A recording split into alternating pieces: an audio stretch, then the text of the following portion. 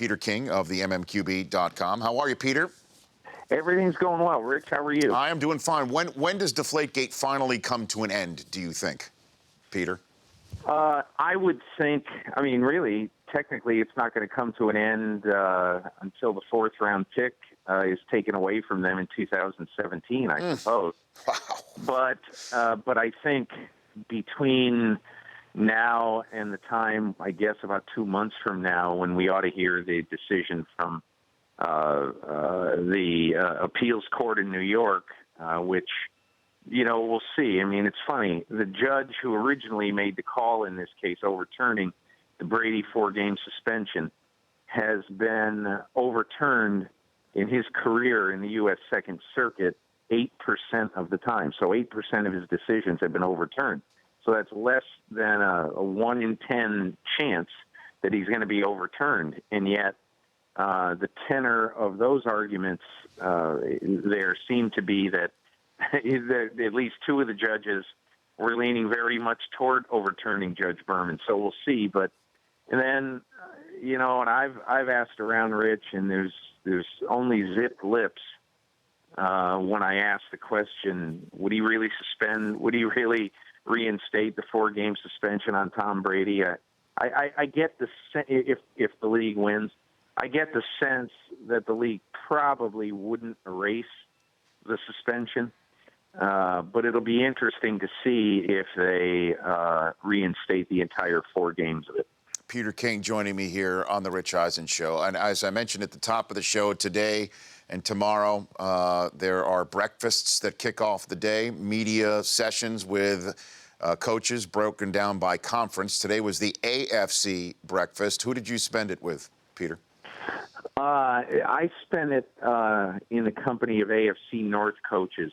I spent a little time with Mike Tomlin, with Marvin Lewis, and then with John Harbaugh. And I thought Harbaugh was really, really interesting about basically the future of replay, and that he's adamant. And what the Ravens have advanced here, what they have put forth here, I don't think it's going to pass, is a bylaw that says, A, you want to give each coach a third replay challenge without any ability to get a fourth, without any ability to, anything.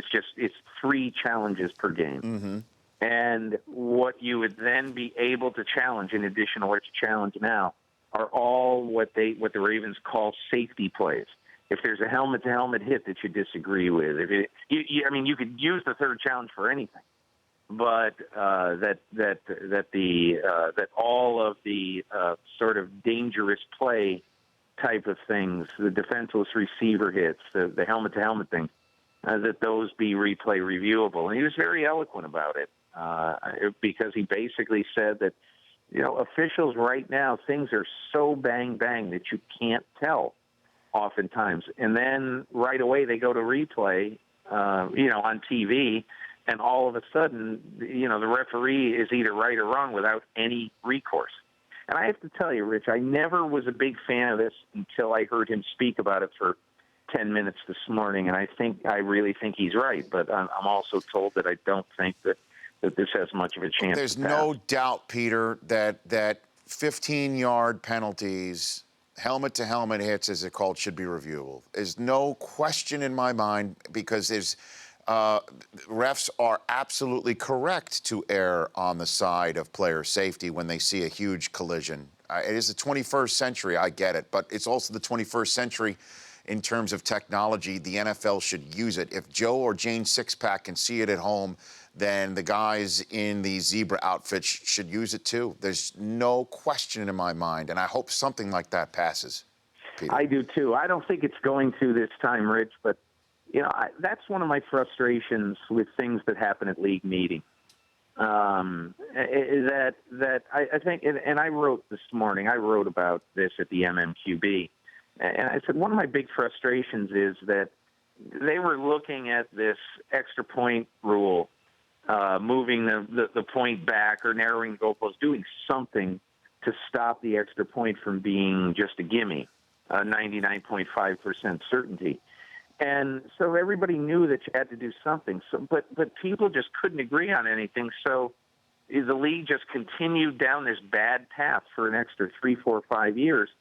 And now, I think one of the great ironies about this rule, we yelled and screamed, and if I talk about this on Twitter, I'll get 900 people immediately saying you're an idiot. Don't stop fooling with the rules of the game. It's traditional. Well, I think it's a dumb thing, and you ought to move it back. I'd like to see it move back farther than the 15-yard line. But anyway, I was going to say how ironic it is that something that was so incredibly contentious over the last couple of years is going down without a whimper here. It's probably going to be approved 31-1 or 32-0. Well, Peter, just keeping it permanently at the 15. The first owners meeting I attended was 2004, after NFL Network came into being in late 2003, and the big to-do was making replay permanent. Period. Yeah. And so, but that's what I've seen over the years, and you've just mentioned what you've seen over the years is things are done incrementally in the NFL. They never really jump in with both feet right away and just give it a whirl and make it permanent and see how it goes. That they have to do it by increments, and that's the way I'm viewing the fact that the red carding, if you will, that 2 personal foul penalties that the NFL is hoping to institute would cause to be ejections would not include the Odell Beckham hits from this year, which I don't get that, Peter. You know what, Rich?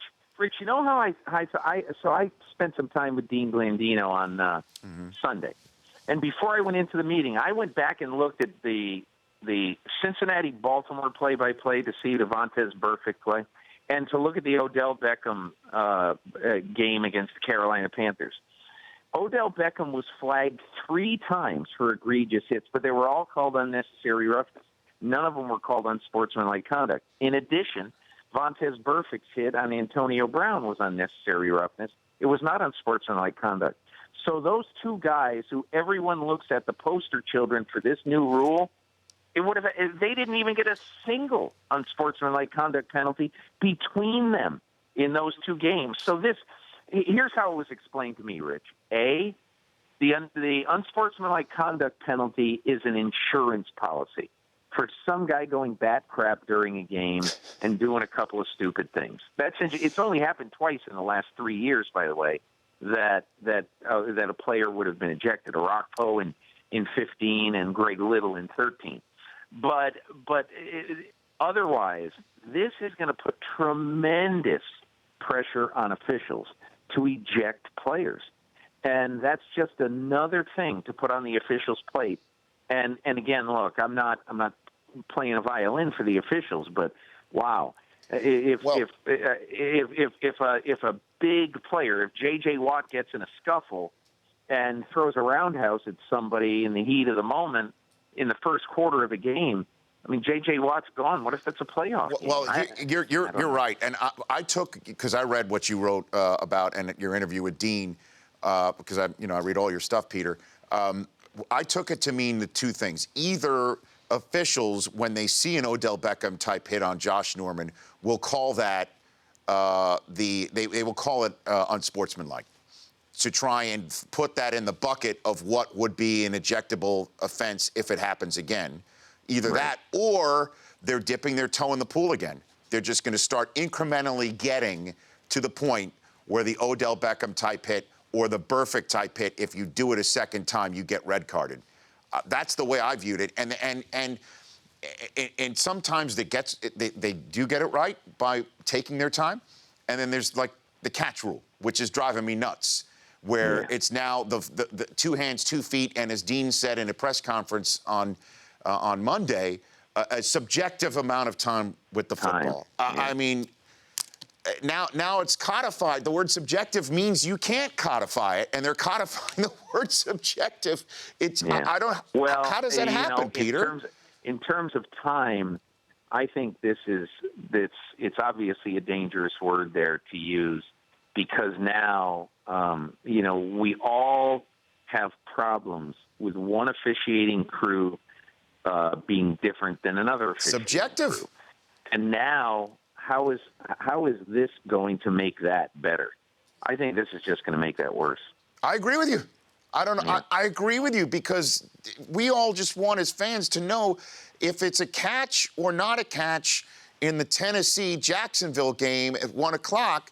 Then on Sunday Night Football, Steelers and Bengals, and then you see the same thing, it better be the same thing as we saw at 1 o'clock in the afternoon. That's why, in my opinion, Rich, I just think, and I asked Dean Blandino about this.